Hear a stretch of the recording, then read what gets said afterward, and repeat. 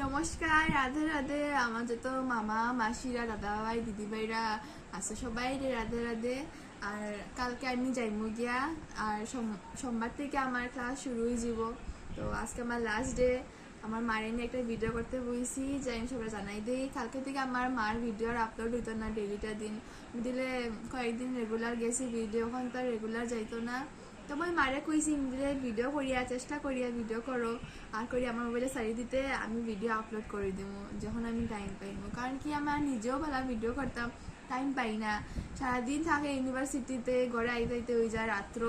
Hour পরে তো tired পুরা, দিকে পড়াশোনা থাকে, টাইম কুলায় না আমার। তবু আমি সানডেতে ছাড়তে পারবো ভিডিও।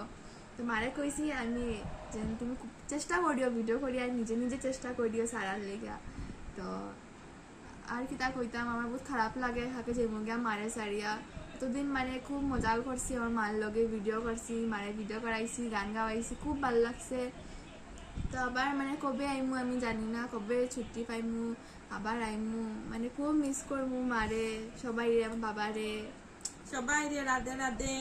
সবাই আমার মেয়ের জন্য আশীর্বাদ করিও, আমার দাদা ভাই, আমার দিদি ভাই, আমার মারা সবাই বনুর লাগে আশীর্বাদ করিও, নিজের মেয়ের মতো আশীর্বাদ করিও। একটা মায়ে বুঝে সন্তান বাইরে থাকলে মার যে কত কষ্ট হয়, কত কষ্ট হয়। আজকে আমার একটুকু ভালো লাগে না। সবাই রে রাধে রাধে। সবাই আশীর্বাদ করবাই। আমি সবার ভিডিও দেখি, সবাইরে দেখমু, সবাইরে কমেন্ট করমু, আমারে কেউ ভুলিও না। আমার মা শুন সবাই কমেন্ট করবা তাই। আমি তো টাইম পাই না, মেইন হতে আমি সবাই কমেন্ট করতাম। আমার মা তো আছে, আমার মার কাছে আইডি আছে, মা সবাই কমেন্ট করবা। আর সবাই ভালোবাসা দিও আমার মারে, অতটুকুই। টাটা।